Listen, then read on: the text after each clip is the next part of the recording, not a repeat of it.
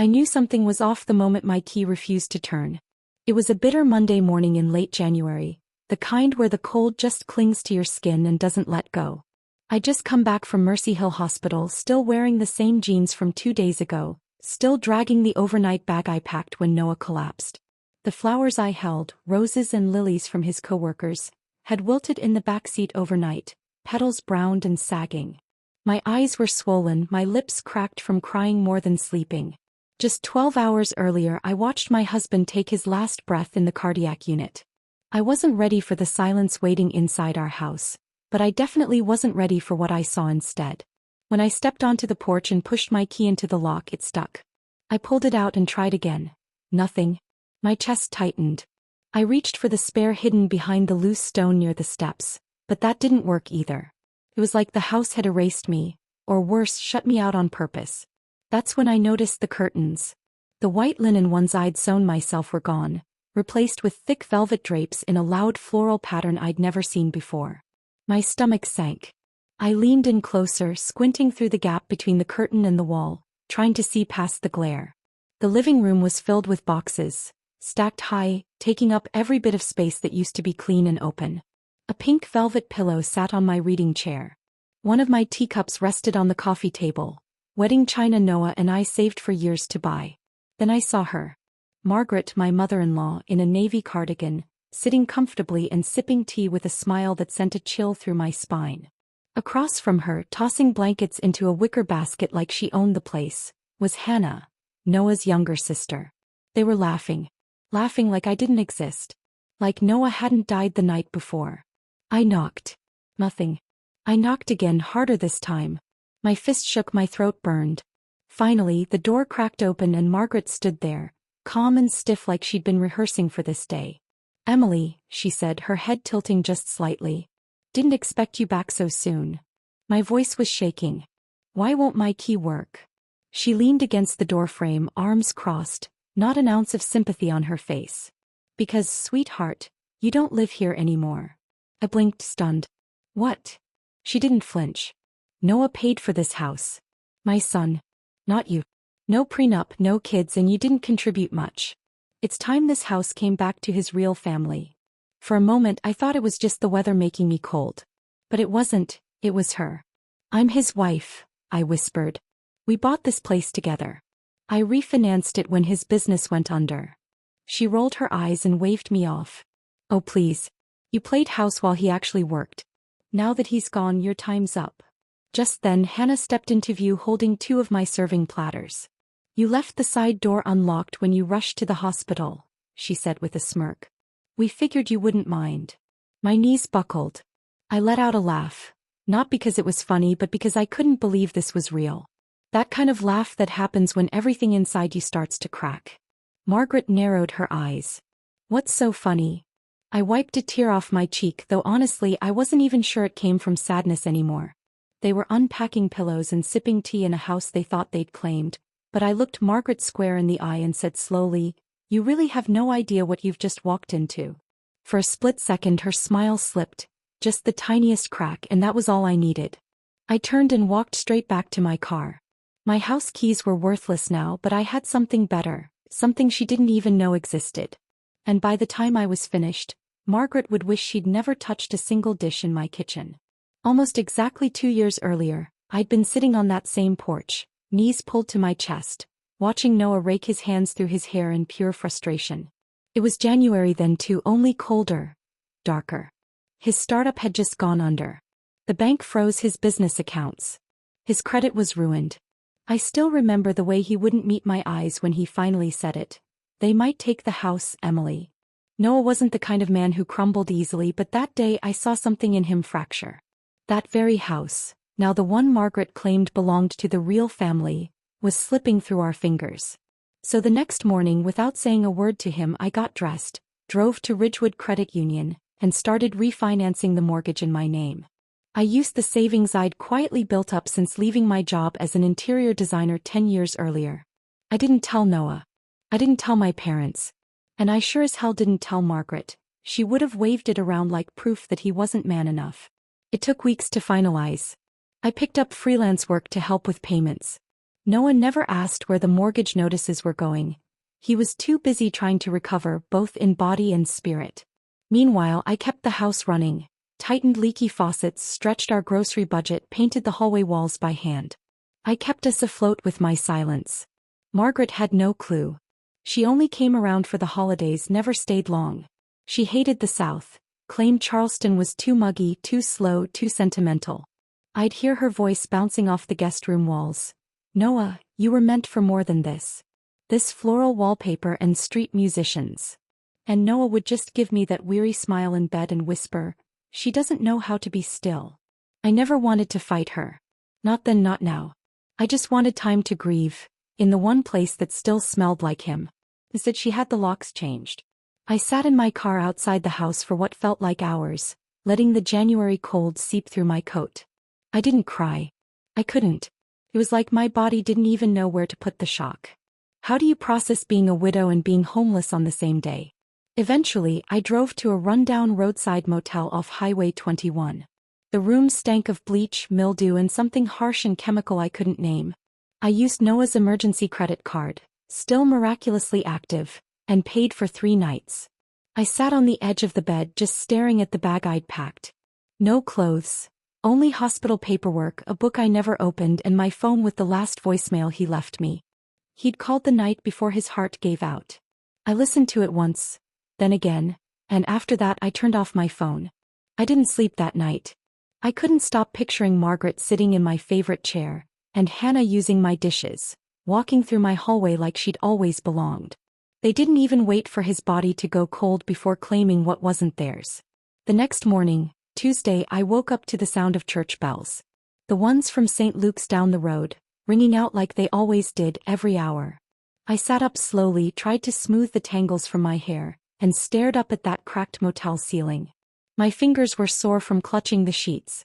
My throat burned like I'd swallowed dust. And then I did something I never imagined I would. I picked up the phone and called the funeral home. "Good morning," a soft voice answered. "This is Green Hill Memorial. My name's Brenda." I took a breath and replied, steady in a way that surprised me. "Hi, this is Emily Harper. I need to update the guest list for Noah Harper's service." There was a pause on the other end. "Of course, Mrs. Harper. What changes would you like to make?" I didn't hesitate. "Please remove Margaret Harper and Hannah Harper from the list." The pause that followed was longer this time. "Understood." I ended the call before she could ask questions. It wasn't about spite. It wasn't revenge, at least not yet. It was a boundary. The first one I'd drawn after more than 10 years of swallowing my voice. And for the first time since Noah died, I felt something close to control. That afternoon I went back to the house, but not through the front. I drove around the block, parking behind the hedgerow that lined the back of the property, hidden from the neighbors. I waited, watching. Margaret's car wasn't in the driveway. Hannah was gone too. The side entrance, the one off the laundry room, had a latch that never caught quite right. Noah kept saying he'd fix it. I knew just how to slip it open without a sound. The moment I stepped inside, I could tell the house had changed. The scent was off, not bad, just unfamiliar. There were lavender plugins everywhere, the kind I always hated. The family photos I'd framed had vanished from the hallway, replaced by impersonal landscapes I didn't recognize. My chest tightened when I saw the couch. The throw pillows were rearranged. Noah's side was bare. No throw blanket, no mug, no trace of him. But I didn't have time to fall apart. I moved fast. His office was still in the back hallway, tucked between the guest room and the laundry closet. No windows. Just wires, notebooks, and the lingering scent of his cologne. Margaret never liked that room. She called it a digital dumping ground. That's why I figured she wouldn't bother with it. And I was right. Everything was just as he'd left it. Organized chaos only he could decipher. Piles of papers, sorted receipts, USB drives labeled in his neat block handwriting. I stood in the doorway for a moment, letting the stillness settle over me. Then I got to work. Top drawer, receipts from a freelance gig. Second drawer, business cards, a couple of flash drives, and a sticky note reminding him to cancel his dental appointment.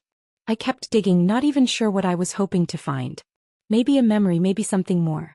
Something to anchor me back to him and this house and who we were. Then I saw it. A slim black folder wedged between 2 thick instruction manuals. Across the top in his unmistakable handwriting, post-nup. Do not discard. I froze. We never signed a prenup. We got married in our mid-30s, broke in love and completely trusting. Noah always said contracts killed the romance. But a post-nup? I opened the folder slowly. Inside were 3 pages of legal letterhead, dated 2 weeks after our second anniversary. I scanned them for names, signatures, anything that confirmed what I hoped. There, highlighted in yellow, was a clause. In the event of the husband's passing, all jointly owned assets, including real estate, are to be transferred wholly to Emily Harper, unless otherwise specified in a last will and testament. And I knew there was no will. But this was legal. At the back of the folder, tucked beneath the papers, was a folded sheet of notebook paper. I recognized the handwriting right away, his easy, tilted letters, the ink darker than usual. Just a few lines. If you're reading this, it means something awful has happened.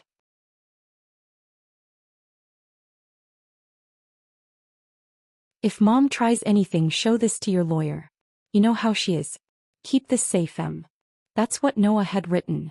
And the moment I saw it, his handwriting, the familiar curve of the R in my name, the way he still signed off with just an E like we were teenagers passing notes in class, my breath caught. I had to sit down. My knees gave out. I read it once, then again and again. Each time, the ache in my chest deepened into something I couldn't quite name. Grief, guilt, vindication, maybe even a strange kind of gratitude. Noah must have known deep down that Margaret wouldn't stop. And in his own flawed way he had tried to protect me, the only way he knew how. I tucked the folder into my coat, left the house the same quiet way I came in and didn't look back. That night at the motel, sleep never came. But I didn't cry either. I just kept rereading the post-nup until the words stopped swimming on the page. By morning I was done waiting. I called Angela Baxter, my old college roommate who'd gone into real estate law, and set up a meeting. I had the documents, and finally I had enough anger to use them. Wednesday showed up gray and heavy, the kind of day where even the sky seemed too tired to bother.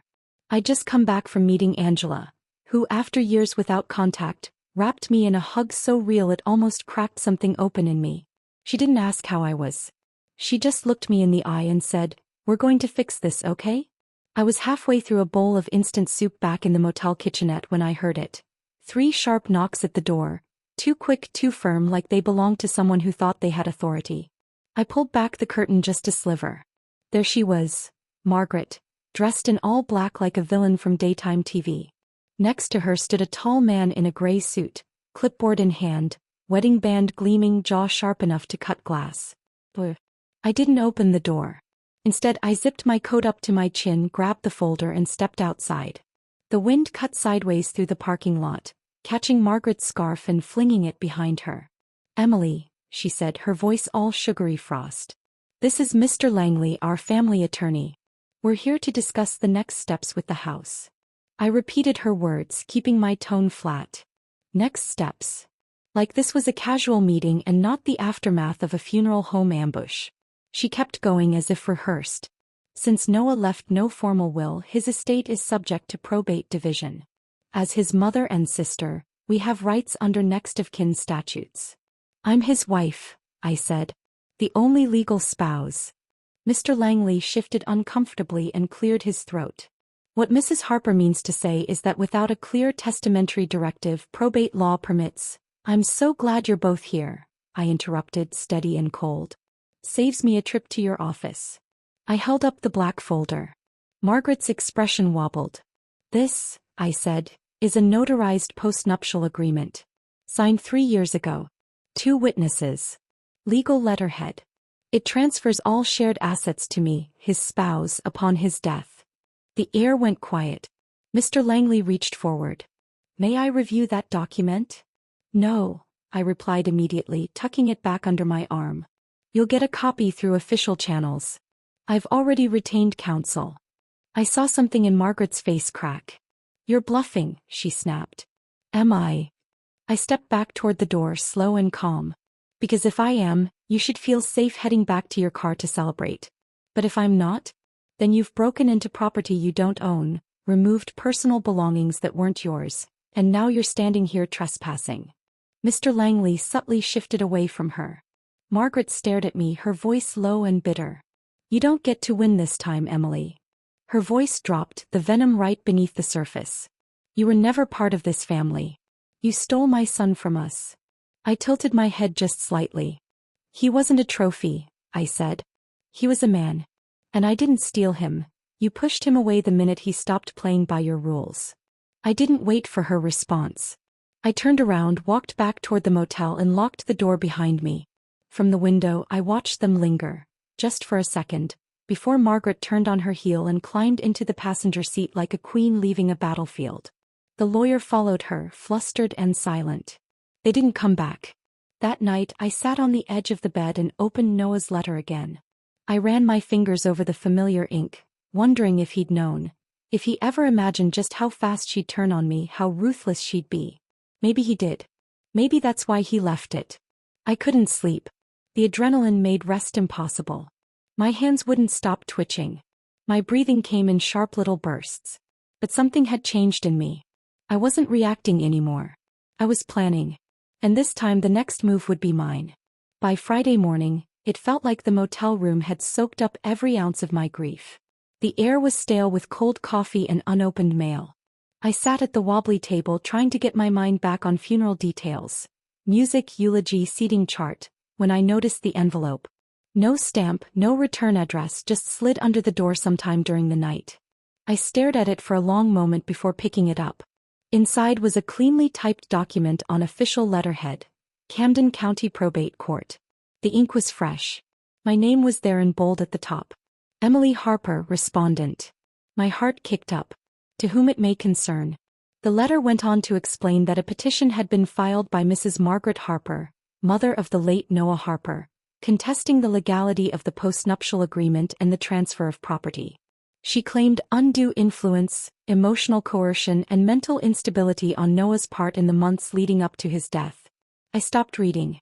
She was accusing me of manipulating him. Of tricking the man I loved just to steal a house. I dropped the letter on the table like it was acid. The rage that filled me was slow, dense, like honey over fire. Not loud, not wild. Just steady. Just certain.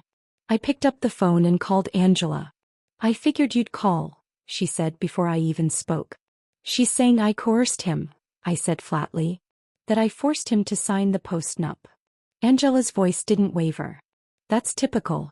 It's what people do when they have no case. They throw dirt and pray something sticks. I swallowed. She doesn't just want the house, Angela. He wants to erase everything. He wants to rewrite who he was. Who we were. No, Angela said firmly. She wants control.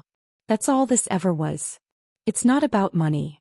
I stared at the ceiling, feeling the chill of the motel draft curl around my ankles. I want to fight her, I said.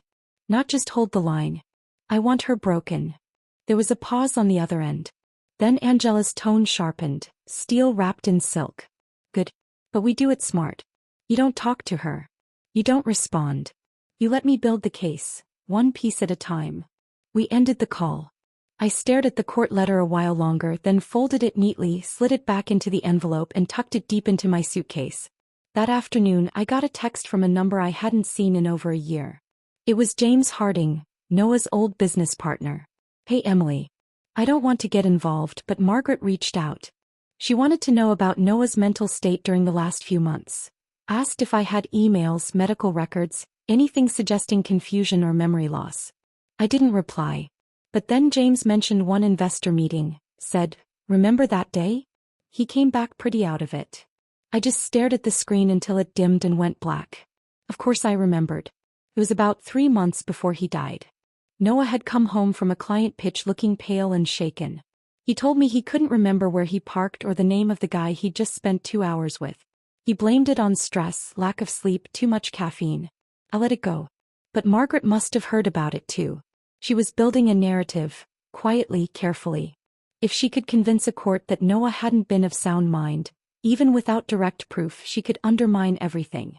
Accusations of undue influence were slippery, hard to refute, especially when they came wrapped in whispers, concerned relatives, and unanswered doubts.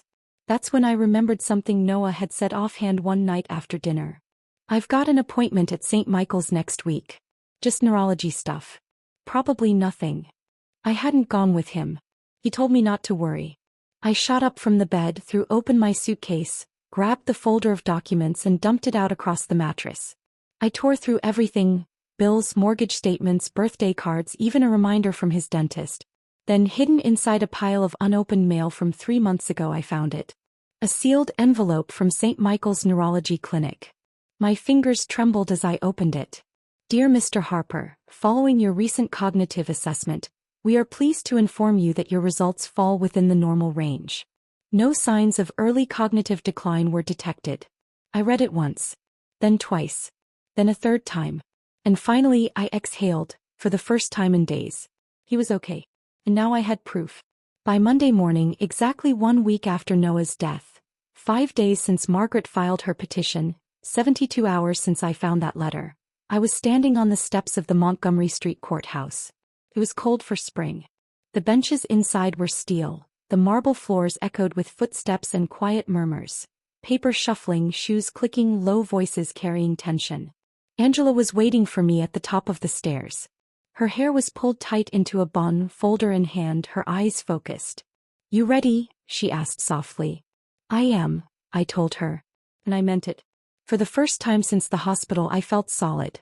I walked into that courtroom with both feet on the ground. It wasn't packed. Just a few people scattered around the rows of pews. Margaret sat in the front, dressed in funereal black lace, posture rigid, tissue in hand like she'd rehearsed the scene. Hannah was next to her, head bowed, the perfect picture of a grieving daughter. Mr. Langley sat with them, the same lawyer who'd stood beside her in the motel parking lot. I didn't look at any of them. Angela and I took our seats at the respondents' table. My hands shook beneath the surface, but my back was straight. I wasn't here to plead. I was here to defend what Noah and I had built together. The judge, a silver-haired woman in her 60s with wire-rimmed glasses and tired eyes, called the session to order. Mr. Langley spoke first. His voice was deliberate and careful, polished to make Margaret sound like a loving, concerned mother, not the woman who'd tried to erase me. He talked about Noah's sudden passing, raised questions about his clarity of mind, pointed to legal documents signed during emotional hardship. He never said coercion, but the word lingered anyway, hovering like a fog. Right on cue, Margaret let out a soft sob. Angela rose slowly when it was our turn. And she didn't perform. She never raised her voice. Angela just laid everything down, calm and steady, like cards on a poker table. The notarized postnup, the house deed in my name, the mortgage records showing payments made solely from my account, and finally the letter from St. Michael's Neurology, dated, signed and sealed. She handed a copy to the judge and said one line that silenced the entire courtroom. This letter is dated 3 months before Mr. Harper's death and confirms full cognitive capacity. Mr. Langley fumbled, trying to pivot. Even so, Your Honor, we have to consider the emotional dynamics involved. Do you have documentation? The judge cut in, her voice flat. Medical records? A statement from a licensed physician? Any verified evidence of diminished capacity? He hesitated. No, Your Honor. Then I see no grounds, the judge said, already making notes. The postnuptial agreement is valid. The deed is in Mrs. Harper's name. The property legally belongs to her. Case dismissed. And just like that, the gavel hit the desk like thunder.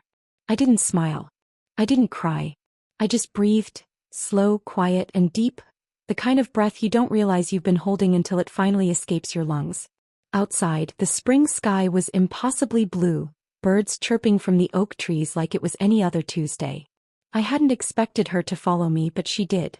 Margaret caught up to me on the courthouse steps, her heels echoing against the stone like gunshots.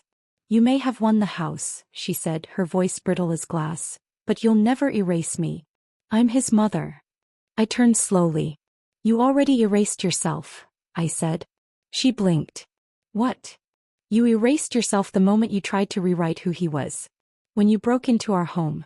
When you stole his things and lied under oath. No one knew exactly who you were, Margaret. That's why he wrote that letter. That's why he signed the postnup. Her face shifted, barely, but it was enough. I leaned in just slightly. And if you come near me again, I won't need a courtroom to protect myself. The restraining order's already filed. She stepped back. You can't stop me from attending his funeral, she snapped. I already did, I said calmly. I called the funeral home the day after you changed the locks. Your name isn't on the guest list. If you show up, they'll escort you out." Her mouth twisted. "You vindictive little—" "No," I said, cutting her off. "I'm not vindictive. I'm free." And I turned and walked away without looking back, head high. The chapel smelled of lilies and cedar polish. It was Tuesday, exactly 1 week since Noah's heart gave out. The service was set for noon, but by 11:15 the pews were already filling. Friends, neighbors, even a few of Noah's old clients. Some had driven in from Atlanta, others from Charleston. Most of them hadn't seen us in years. "I'm so sorry," they whispered as they hugged me. "He loved you so much. Always talked about your garden plans. Said you were the only calm he ever knew."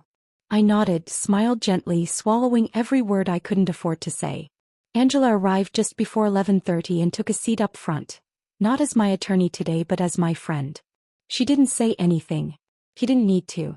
The musicians were tuning softly in the corner. The minister stood near the altar, flipping through notes. On a small table covered in blue velvet, Noah's favorite color, sat the urn. I'd chosen everything myself.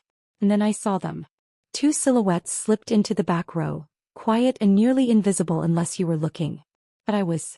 Margaret and Hannah. Dressed in coordinated black, hair-pinned, veils in place. Mourning clothes. Theater costumes. Masks. They weren't supposed to be here. The funeral home had promised they'd be turned away. But someone must have looked the other way at just the wrong moment. And there they were, sitting in the back row like they belonged. I froze. Just stood there in the middle of the aisle, breath caught in my throat, heart pounding, not from grief but from rage. I had buried Noah once already. I wasn't about to let them dig him up again for show. Angela turned slightly toward me and whispered, "Want me to handle it?"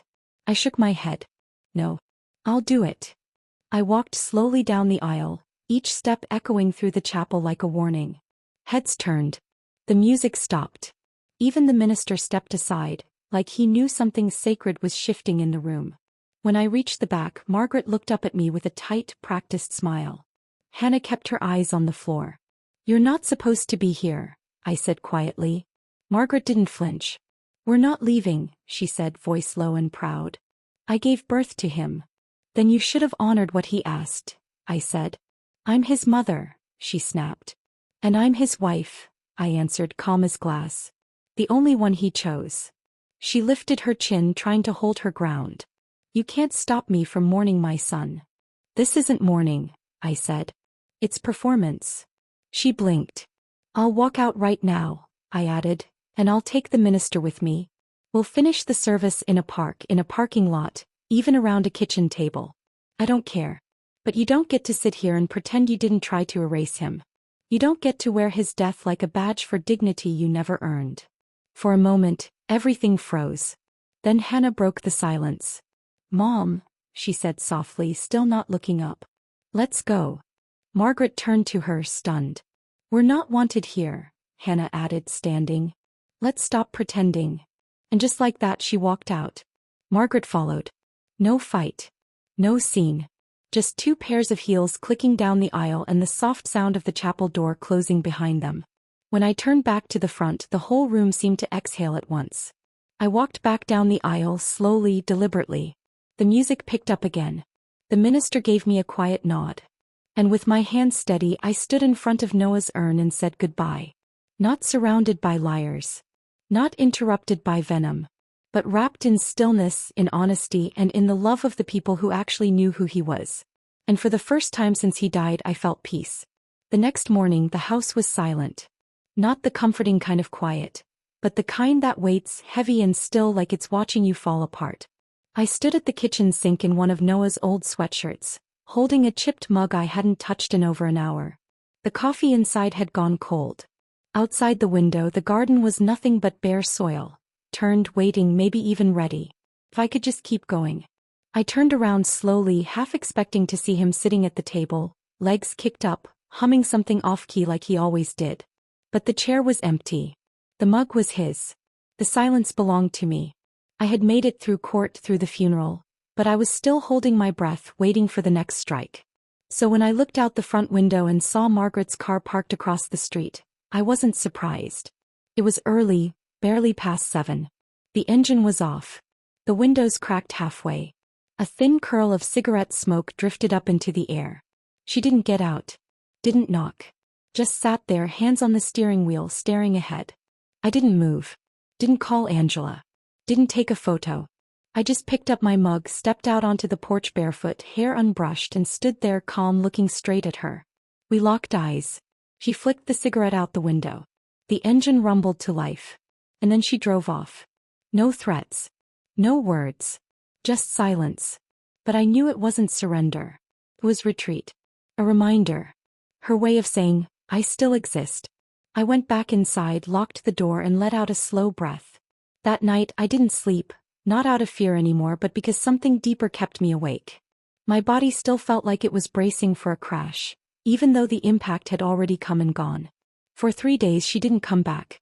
And in those 3 days I cleaned the house top to bottom, sorted through Noah's files, opened every drawer, touched every surface he'd once touched. It was brutal. Each old receipt hit like a memory. Each pen with his teeth marks felt like a fresh cut across the chest. On the third afternoon I found his gardening notebook, the one he used to fill with sketches and ideas, plans for a backyard where things could grow wild and unjudged. He'd drawn out layouts for flower beds, labeled every seed, even taped down a marigold packet with a note scribbled in the margin. For M. One day when you're ready. I wasn't ready. But I went outside anyway. I dug in the spot he marked. Turned the soil with bare hands. Planted every last seed. I watered them slowly, sat there beside the fresh dirt as the sun went down. And for a few quiet minutes I forgot about the court filings, the accusations, the funeral guest list. I remembered his laugh. His hands.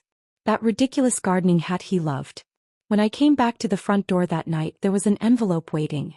No stamp, no handwriting. Just 6 words printed in bold black letters on plain white paper. This house will always be mine. I stared at it for a long while. And then I laughed. Not bitterly. Not out of anger. Just softly, something that felt almost like release. She had nothing left. No standing, no proof, no power. Just 6 words from a woman who had been erased from my wedding, my future, and now my life. I walked out to the garden, dug a shallow hole beneath the marigold bed and buried the note in the soil. Covered it with earth. Added a little fertilizer. Maybe something good would come of it. I brushed the dirt off my palms and whispered, "You don't haunt me anymore." Then I went back inside and made tea with cinnamon, because Noah always said grief needed something sweet. Spring came early that year. The air smelled like fresh earth and lemon blossoms. The garden outside, once just a patch of dark soil and Noah's scribbled dreams, was beginning to stir. Tiny green shoots pushed through the dirt, stubborn, reaching for light. Every morning I stood on the porch with coffee in hand, wrapped in Noah's flannel shirt, and watched them rise. No pressure. No noise. Just breath. I never heard from Margaret again. No letter. No phone call. No more cars lurking across the street. Whether it was the restraining order or the truth finally setting in, or maybe just the garden, I didn't know and I didn't care. She was gone. A shadow in the rearview mirror. Past tense. The house changed with the season. I painted the guest room a soft sage green. I took down the photos she had replaced and hung new ones. Of me and Noah at the lake, of Max before he passed, of sunrises we chased instead of arguments we avoided. I cleared out the office but left one drawer untouched. His drawer. Not a shrine, just a promise. Some nights I sat by the window and talked to him, about the marigolds, about the garden, about how somehow I was still here. I didn't expect answers. But sometimes when the wind shifted just right I didn't feel so alone. Eventually I went back to work. Not because I had to, but because I wanted to. I reopened my interior design business, slowly, one project at a time. A grieving widow who wanted to repaint her kitchen so it felt less like his. A retired couple adding a sunroom to grow orchids. A young woman who just left her fiancé and wanted her apartment to feel like hers again. They didn't know my story, but I saw pieces of myself in every one of them. The grieving widow repainting her kitchen. The woman starting over alone. The couple dreaming up a quiet space to grow something beautiful. I designed like I was planting, carefully, intentionally, with a quiet kind of strength. One Saturday morning while I was trimming the rosemary growing by the kitchen window, I noticed an envelope tucked in with the regular mail. No threat. No message. Just a check. A small refund from the funeral home. Inside was a card with 6 words. You handled everything with grace. No signature. No return address. But I knew the handwriting. It was Hannah's. I folded the note and placed it in the back of Noah's garden journal. It didn't change anything. It didn't fix the damage. But it was something. And for once, something was enough. By early summer, the marigolds were in full bloom. Bright gold and deep orange, bursting like fire from the soil. I sat beside them barefoot, dirt under my nails, sunlight on my cheeks. And I whispered the last thing I ever needed to say. I didn't win because I took something from you, Margaret. I won because I refused to let you take me. The leaves rustled as the wind passed through, and the chimes on the porch played their crooked little tune. Somewhere in that soft air I could almost hear Noah laugh. They say grief fades with time. It doesn't. It shifts. It settles in quietly, folds itself into your daily rhythm. In the tea you steep every morning, in the silence between songs on the radio, in the way your hand still reaches out for someone who's no longer there. Noah is gone. That's the truth. But so is the woman I used to be. The woman who swallowed her voice to keep the peace. Who let her mother-in-law talk over her, push her out, claim pieces of her life that never belonged to her. Who smiled through long dinners with invisible wounds. Who disappeared so someone else could feel seen. That version of me died the day Noah did. And in her place I planted something else. Not revenge. Not bitterness. Just roots. The garden behind the house is wild now. Not messy. Not chaotic. Just alive. Marigolds. Mint. Rosemary. Lavender. I added a wooden bench under the old maple tree. Noah once said he'd hang wind chimes there someday. Some evenings I sit there. Not to cry but to remember. To sit with the version of myself that survived. It turns out the sweetest kind of revenge isn't a courtroom win. It's the soft sound of a door locking from the inside. It's sipping coffee in your own kitchen without looking over your shoulder. It's taking a deep breath in a space that no longer smells like shame. I don't tell everyone what happened. Not every detail. But sometimes when another widow at church leans close, or a woman at the grocery store struggles to steady her hands as she signs a check, I share what I can. I tell them you don't have to be polite to someone who erases you. You're not selfish for locking your doors. You don't owe anyone access to your peace. And then I tell them about the garden. About how it bloomed from a battlefield. How it feeds me, calms me, grounds me. How something small and beautiful can grow exactly where you thought your world had ended. That's not a metaphor. That's survival. Now, months later, I don't move through the world the way I used to. I don't apologize for taking up space. I don't explain why I changed the locks.